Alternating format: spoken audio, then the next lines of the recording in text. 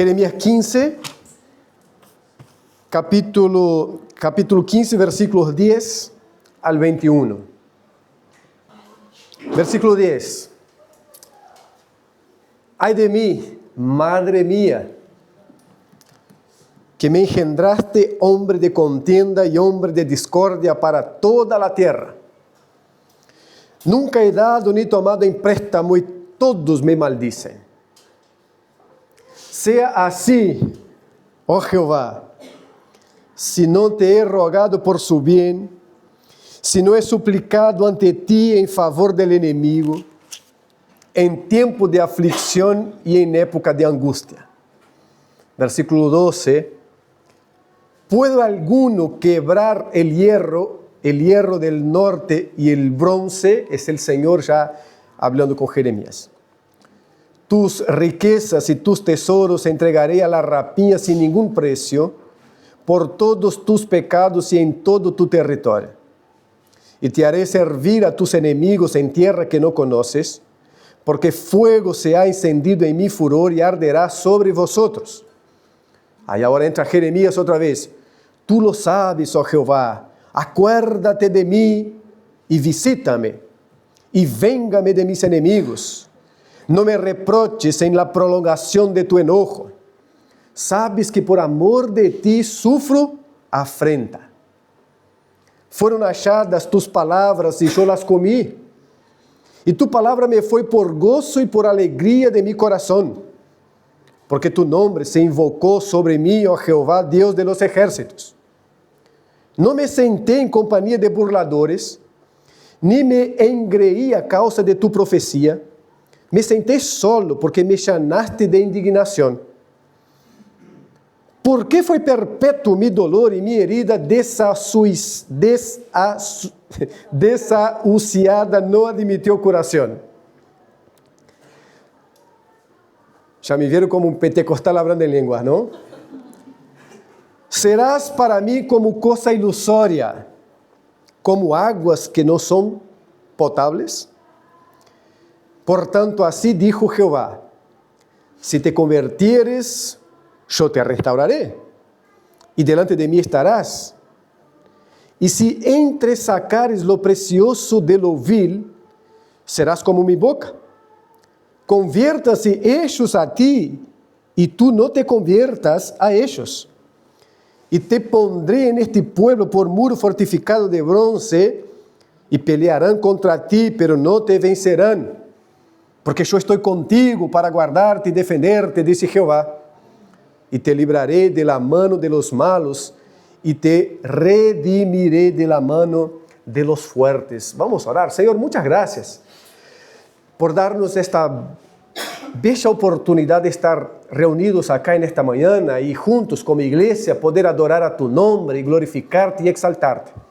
Y también aprender de tu palabra, Señor, para crecer espiritualmente, madurar en la fe, Señor, desarrollar la comunión y honrarte, Señor, de la manera que tú quieres. Habla a nuestros corazones por medio de tu palabra, que tu Santo Espíritu ilumine nuestras mentes, oh Dios, y que haya disposición en cada uno, oh Padre, para entender y practicar tu palabra en el nombre de Cristo Jesús. Amén.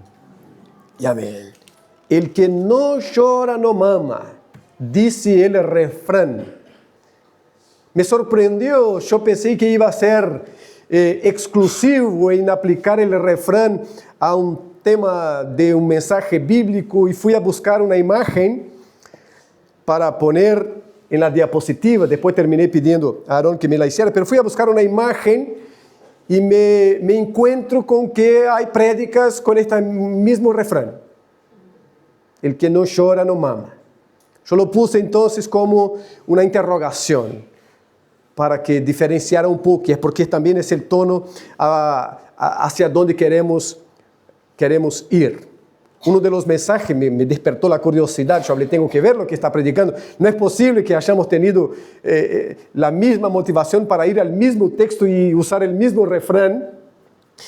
Y me despertó la curiosidad, pero el pastor estaba trabajando el texto de que ustedes no tienen porque no piden, pidan y se les darán. medida doble recalcada y todo eso, ¿no? Entonces, él estaba hablando que hay que llorar para mamar. Hay que llorar para conseguir, y Dios mismo nos da la instrucción que tenemos que pedir, es decir, tenemos que aprender a llorar, tenemos que aprender a hacer berrinche para poder recibir de Dios. Pero nosotros vamos a trabajar a partir de la interrogación. ¿Es verdad eso? ¿Es verdad que el que no llora no mama? ¿Cómo funciona con Dios esta dinámica? Por lo menos a partir del texto que leímos. Entonces, lo que queremos ver en esta oportunidad es, por un lado, Jeremías cansado, agobiado, angustiado y desanimado, sin aliento para seguir su ministerio, su vida, su caminata. ¿Y cómo él reacciona? Por otro lado, Dios, sin ningún cansancio, completamente soberano, completamente eterno, fiel a sus propósitos, a sus promesas y a lo que él dijo, contestando a Jeremías. Y es interesante contrastar a Jeremías y su actitud con Dios y su actitud y ver cómo Dios no se deja conducir por el berrinche de Jeremías.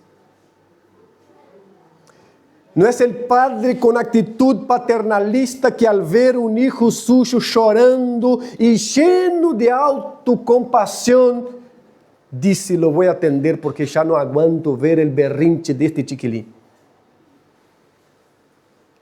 Un profeta, un hombre que vivió hace más de 2600 años, representa muy, pero muy bien a todos nosotros hoy. Y representa muy bien el refrán, el que no llora no mama. Que todos nosotros sabemos.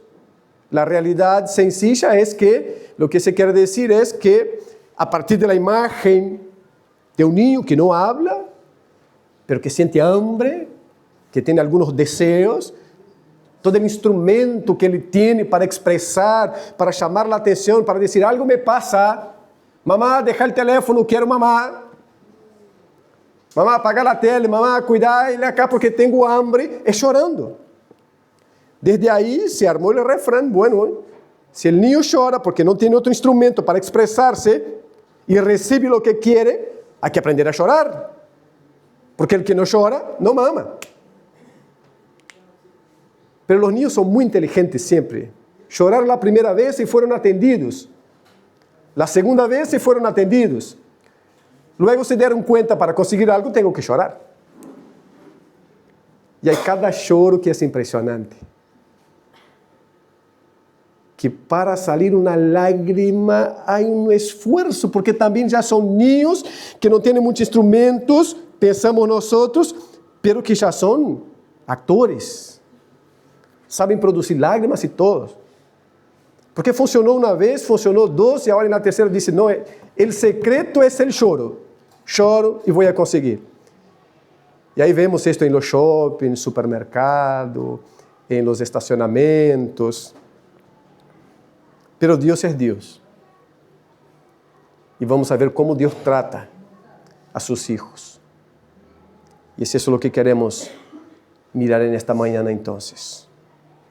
Con Jeremías el lloro no funcionó. Contigo y conmigo no va a funcionar. Antes de seguir con el mensaje, no va a funcionar. Versículo 10. Ay de mí, mira el profeta. Ay de mí, ¿qué es lo que está pasando? Vamos a entender un poquito qué es lo que está pasando. Jeremías está profetizando, principalmente, prioritariamente, a los judíos del reino sur de Israel. Acá ya está dividido, entonces Dios está hablando por meio del profeta. ¿Qué es lo que Dios está hablando? ¿Qué es lo que está pasando? Vamos a entender en el capítulo 7. Vamos a ir conmigo en el capítulo 7, porque si ustedes acompañan conmigo queda más dinámico para que no les dé mucho sueño ni nada de eso. Capítulo 7 del mismo profeta, Versículo 1, mira más o menos el contexto, qué es lo que está pasando, cómo está viviendo los creyentes allí en aquella sociedad. Palabra de Jehová, que vino a Jeremías diciendo, ponte a la puerta de la casa de Jehová. Qué contradicción tremenda. Dios ahora no envió el profeta a la puerta de un boliche, o a la puerta de un prostíbulo, o a la puerta. Deus chama a Jeremías, le dá uma palavra e diz, ponte a la puerta de la casa de Jehová, e proclama allí esta palavra, e di, oíd palavra de Jehová todo Judá, los que entráis por estas puertas para adorar a Jehová. Que linda motivação. Assim ha dicho Jehová de los ejércitos, Deus de Israel, mejorad vuestros caminos y vuestras obras, y os haré morar en este lugar. No fiéis en palabras de mentira, diciendo, templo de Jehová, templo de Jehová, templo de Jehová. Es eso, es decir, estamos en la casa de Dios, acá es el lugar de seguridad, acá es el lugar donde los creyentes estamos completamente amparados por Dios, porque venimos a su casa. E os falsos profetas chegavam e diziam, esta é a casa de Jeová, casa de Jeová, casa de Jeová. Este lugar não vai ser destruído. Os que estão neste lugar serão amparados por Jeová, porque a profecia de Jeremias era, se ustedes não se convertem ao Senhor, vendrá um inimigo de lejos e los van a llevar cautivos. É juízo de Deus. Então, se a gente começou a ir com sua rutina, ou seguir com sua rutina, sabatina, porque eram judíos, e allí no templo iban, se reunían, adoraban, cantaban, oraban, daban ofrendas, y hacían todo lo que hacían, y Dios chama o profeta e diz, anda allá. Habla con ellos lo siguiente, enmendad vuestros caminos. No crean en esta gente que dice, templo de Jehová, templo de Jehová, templo de Jehová es este. Pero se mejorareis cumpridamente vuestros caminos e vuestras obras, se com verdade hiciereis justiça entre el hombre e su prójimo, e não oprimiereis al extranjero, al huérfano e a la viuda, ni en este lugar derramareis la sangre inocente, ni anduviereis en pos de dioses ajenos para vuestro mal, os haré morar en este lugar, en la tierra que di a vuestros padres para siempre. E aqui vosotros confiáis em palavras de mentira, que não aproveitam, hurtando, matando, adulterando, jurando em falso, e incensando a Baal, e andando tras deuses estranhos que não conhecisteis. Vendreis e os pondreis delante de mim nesta casa sobre a qual é invocado mi nome, e direis, livra-nos, livrados somos para seguir haciendo todas estas abominações.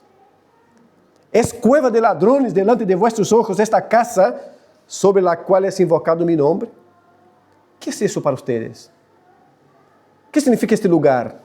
Ustedes querem viver a vida a sua maneira, trabalhar a sua maneira, adulterando, roubando, assassinando, mentindo, tratando com indiferença ao estrangeiro, ao huérfano, à viúva, aos desamparados da sociedade, do meio da sociedade. Fazem isso durante toda a semana e durante os sábados, ustedes se reúnem neste lugar e têm a cara dura de dizer, livrados somos.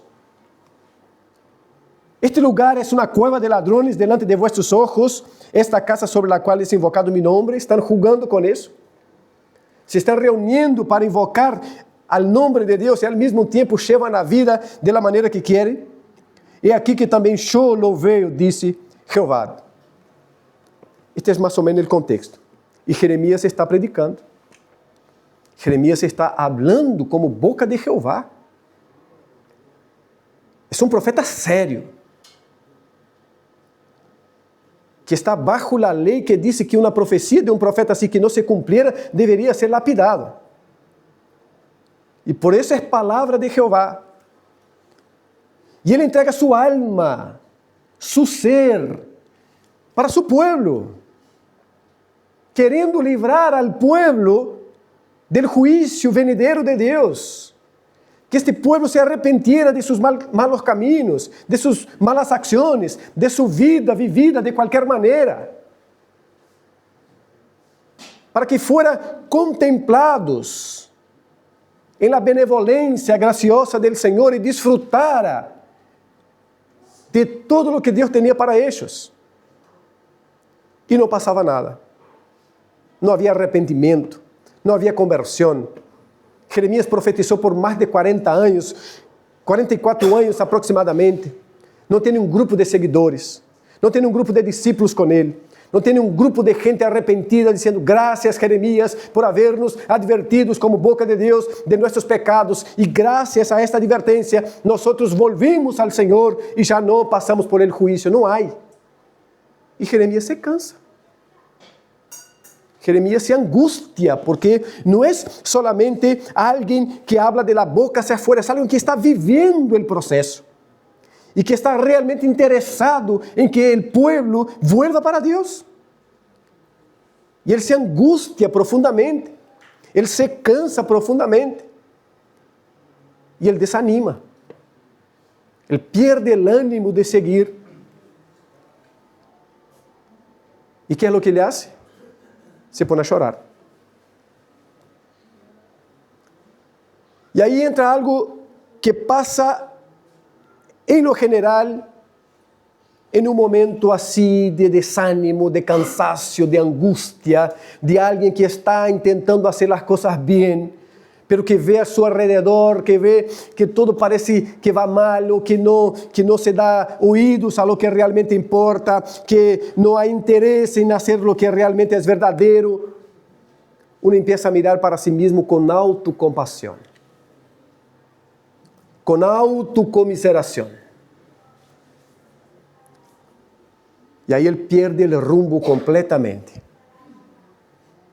La autocompasión nos hace quitar las vistas, la mirada del Señor y ponerla en nosotros. Nos hace dejar de caminar creyendo en Dios, en sus promesas, en su soberanía, y empezamos a emplear nuestras fuerzas. Empezamos a emplear nuestra moralidad. Empezamos a creer en nuestros méritos y reivindicar cualquier acción de Dios hacia nosotros por causa de nuestros méritos. Esto produce la autocompasión. Y hay muchos creyentes llenos de autocompasión. Y cualquiera de nosotros estamos sujetos a la autocompasión. A empezar a mirar con una especie de síndrome de Elías. Señor, yo me quedé solito, soy el único fiel a tus propósitos como profeta. El Señor dice, anda para allá, bobo. Yo tengo 7,000 que no se doblaron las rodillas delante de Baal. No estás solo. Autocompasión pasó con Jeremías. Y es así que él declara en el versículo 10, ay de mí, madre mía, que me engendraste, hombre de contienda y hombre de discordia para toda la tierra. Empezó en su autocompasión, en su choro, empezó a maldecir su nacimiento. Empezó a maldecir el haber visto la luz, el haber venido al mundo. Se vuelve a la matriz de su nacimiento humano y dice, ay de mí, madre mía, me engendraste en una generación inmunda que no quiere nada con la vida, que no quiere arrepentirse. Esto me duele. Me convertí en hombre de contienda, es decir, no porque él produjera en sí contienda, sino por lo que él hablaba y vivía. Todos contendían con él. Y él llega a decir en la última parte del versículo 10, nunca he dado ni tomado préstamo y todos me maldicen. Este tema ya es antiguo, entonces él dice, si yo hubiese dado préstamo y el que tomó prestado se hubiese ido o no me quisiera mirar porque tampoco tiene la cara para mirarme, se justificaría. O si yo hubiese tomado prestado y no hubiese pagado, se justificaría que yo fuera de alguna manera este blanco de contienda. Pero él dice en su autocompasión, yo estoy padeciendo todo eso y nunca he tomado préstamo y todos me maldicen. Não há razão para que a gente esteja assim comigo. Não há motivo para que a gente me mire desta maneira. Versículo 11. Sea assim, ó Jeová, se não te he rogado por su bem, se não he suplicado ante ti, mira onde nos vai conduzindo a autocompaixão. Tá? Sea assim, ó Jeová, se não te he rogado por su bem, se não he suplicado ante ti em favor del inimigo, mira que eu estou sempre em tu presença rogando por el inimigo, rogando por aquele, por aquela. Aí entra o Senhor com a primeira contestação. Versículo 12. ¿Puede alguno quebrar el hierro del norte y el bronce? Tus riquezas y tus tesoros entregaré ahora es a la nación, a Israel. Tus riquezas y tus tesoros entregaré a la rapiña sin ningún precio, por todos tus pecados y en todo tu territorio. Y te haré servir a tus enemigos, está hablando a la nación, en tierra que no conoces, es el juicio, Babilonia va a venir. Porque fuego se ha encendido en mi furor y arderá sobre vosotros. Aí entra o homem autocompassivo novamente, versículo 15. Tu lo sabes, Senhor. Tu lo sabes, ó Jeová. Pero acuérdate de mim e visita-me e venga-me de mis enemigos. Não me reproches en la prolongação de tu enojo. Sabes que por amor de ti sufro afrenta. Não é que estou sofrendo por mis próprios desejos, por amor de ti, Senhor, sepa que eu sufro afrentas e não são poucas. Por amor de ti, por estar em la brecha, por estar orando e intercedendo por los enemigos, Senhor. Em tu furor, por favor, considera isso.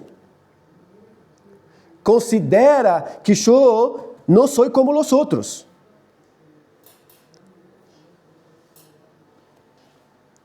E aí o versículo 16 é interessante, porque ele diz, foram achadas tus palavras e eu las comi. La devoré, porque eu amo tu palavra, Senhor. É o crente moralista.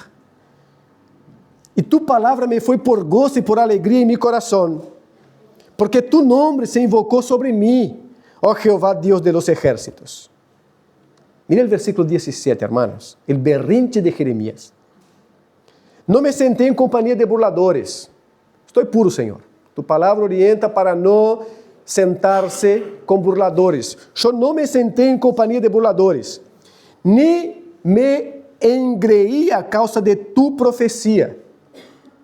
Me sentei solo. E por que ele se senta solo? Porque me llenaste de indignação. Ele disse, porque o ministério que tu me diste, porque a responsabilidade que tu me diste, isso com que todos se separaram de mim.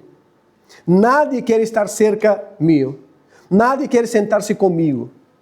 Porque eu me he mantenido em tu palavra. Não me he sentado com eles e ao mesmo tempo, por esta razão, por este ministério, por esta responsabilidade, nadie me busca. Este é o sentido de me sentei solo porque me llenaste de indignação. Não era um homem al que outros homens quisieran estar com ele. Versículo 18. ¿Por qué fue perpetuo mi dolor y mi herida desahuciada no admitió curación? Serás para mí como cosa ilusoria, como aguas que no son potables. Ahora Jeremías, en su autocompasión, culpando a Dios del proceso. En el capítulo 2, se dice que Dios es fuente de agua viva. E se acusa al pueblo de haber abandonado a Deus, fuente de água viva, e hecho para si cisternas próprias, rotas. Pero ahora Jeremías dice, ¿dónde está la palabra que dice que tú serás para mí fuente de água viva? Yo estoy en ese desierto clamando y todo lo que veo es arena. No veo fuente ninguna de agua. Y él cuestiona a Dios para eso. Hablamos al comienzo que la autocompasión nos hace mirar para nosotros mismos como gente que merece algo y quitar nuestra visión de Dios, de su soberanía. Es el berrinche del cristiano. Es pensar que Dios lo va a escuchar por su choro. reivindicando algum direito. E é o que Jeremias está fazendo, ele está reivindicando o direito. Ele está reivindicando ser atendido por el Senhor, ser contemplado por el Senhor. E para isso ele disse, Senhor, eu mereço, porque não he estado com os burladores. Porque eu he estado intercedendo por los inimigos. Porque eu fui hecho razão de discórdia e indignação de todos os homens. Nadie quer estar comigo. E é por causa de tu ministério. E agora, mi dolor é perpétuo, Senhor. Tu serás para mim como coisa ilusória, é decir, não é verdadeira tu promessa, tu serás para mim como coisa ilusória, como águas que não são estables. E aí entra o versículo 19. Então, hasta aqui temos Jeremias, haciendo berrinche, chorando, com a intenção de ser atendido por Deus a partir de su choro, reivindicativo, de qualquer direito, frente a Deus, porque ele se ha mantenido fiel al ministério que Deus lhe deu. Ele se sente no direito, hermanos. Cuidado com a autocompaixão.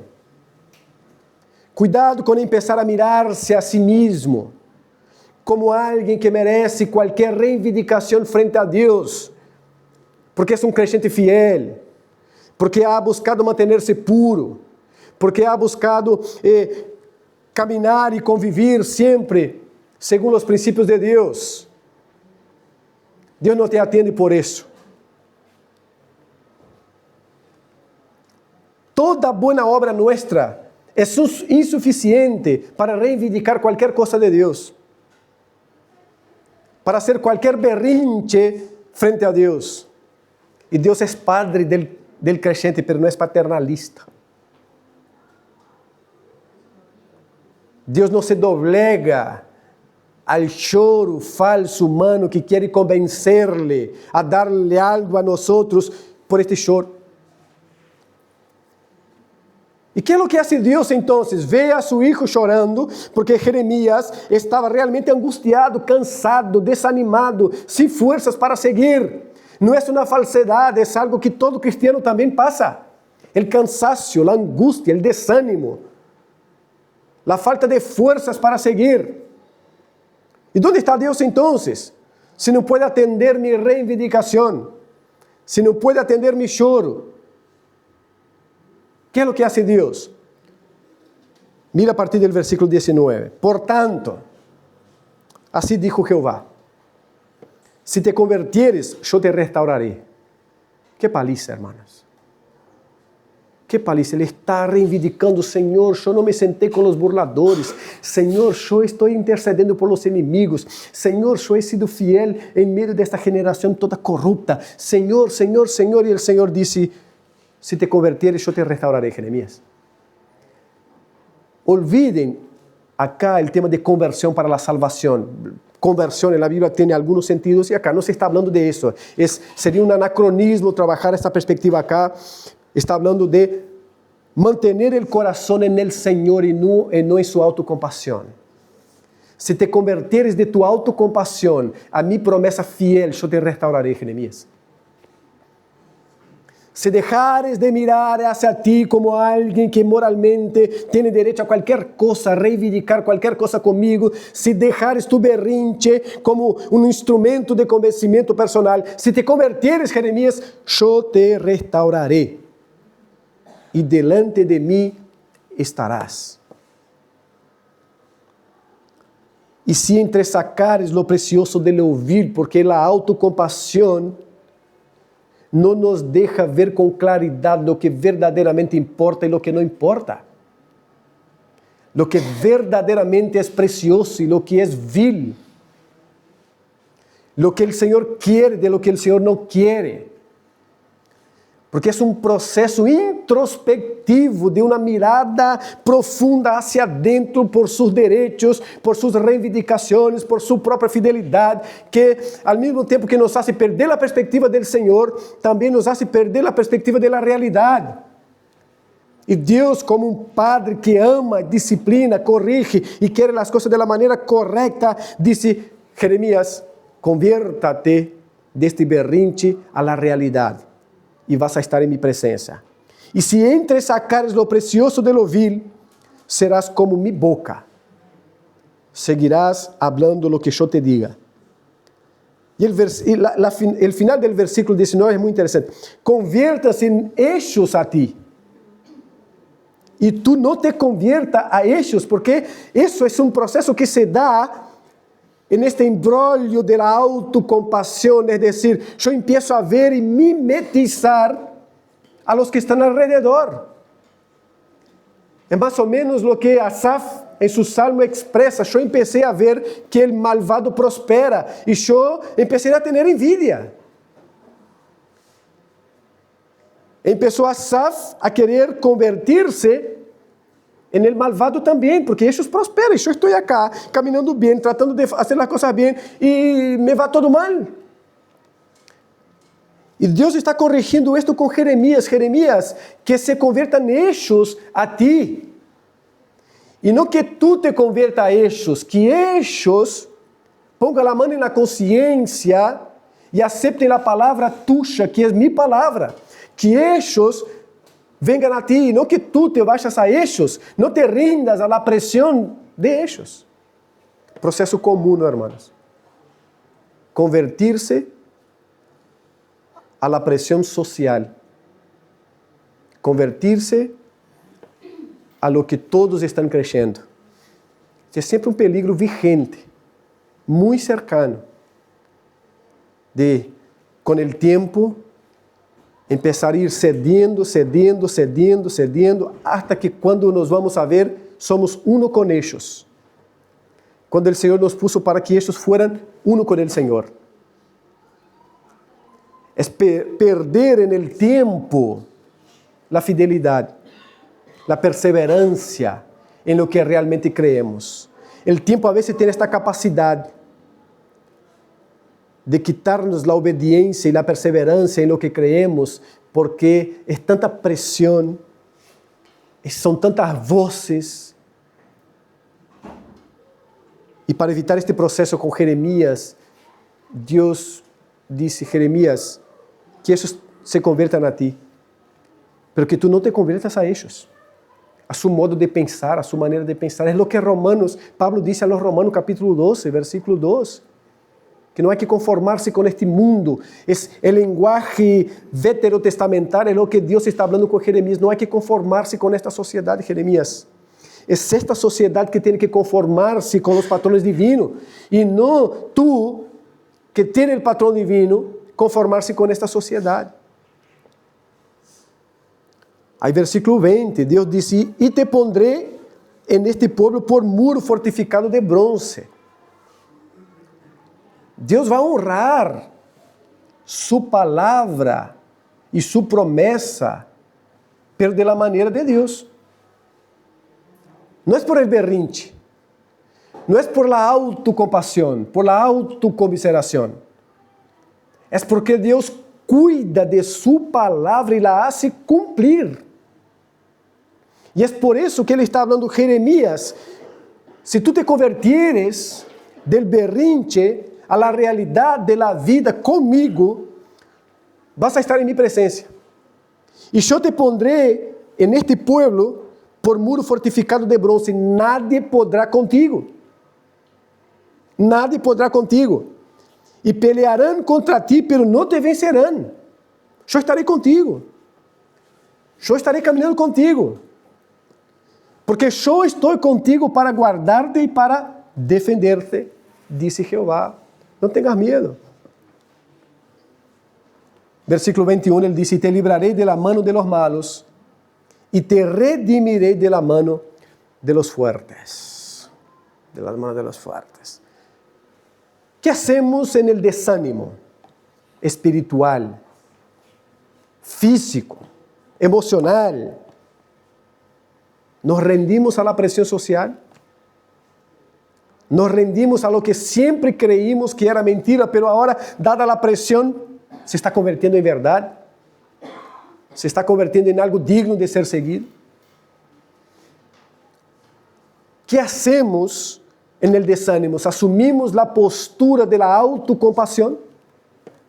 de ir a Deus com berrinches e clamar, Senhor, estás sendo injusto comigo.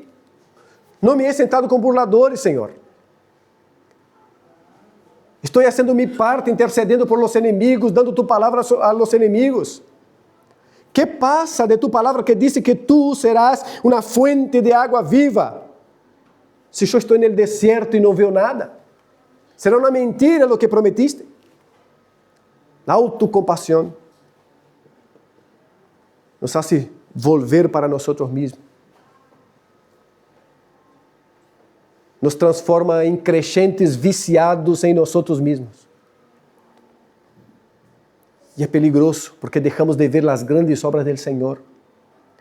Porque deixamos de entender que o Senhor sigue conduzindo seu plano de redenção a sua maneira.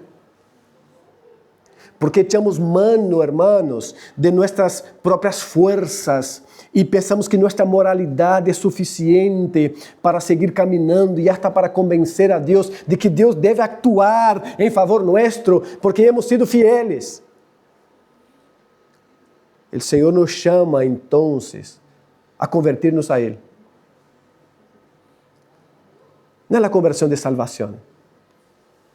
Isto também, se alguém não ha dado este passo de dizer, Senhor, eu me arrependo de mis pecados e quero viver para Ti, Tu eres mi Senhor, oh Jesucristo, Tu Espírito Santo me ha hecho ver isso, devemos fazer também.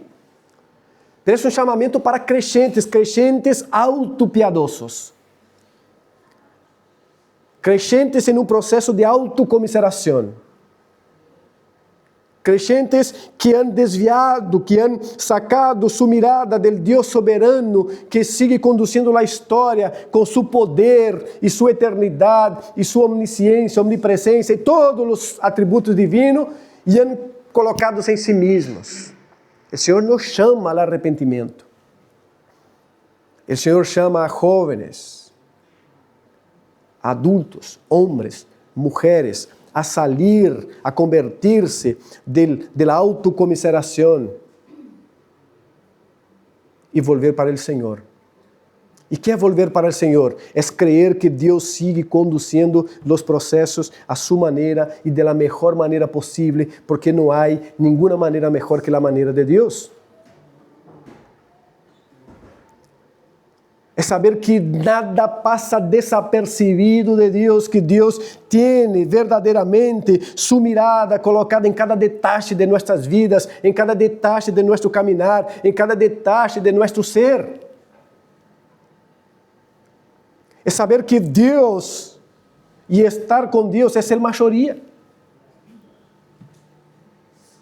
Convertir-se ao Senhor é mirar a Cristo, hermanos. É mirar a Cristo.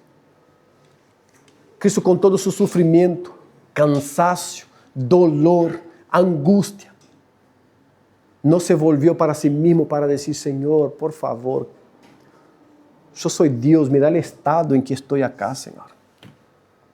Por esta raça que não quer saber nada. Mira o que sufro, Padre.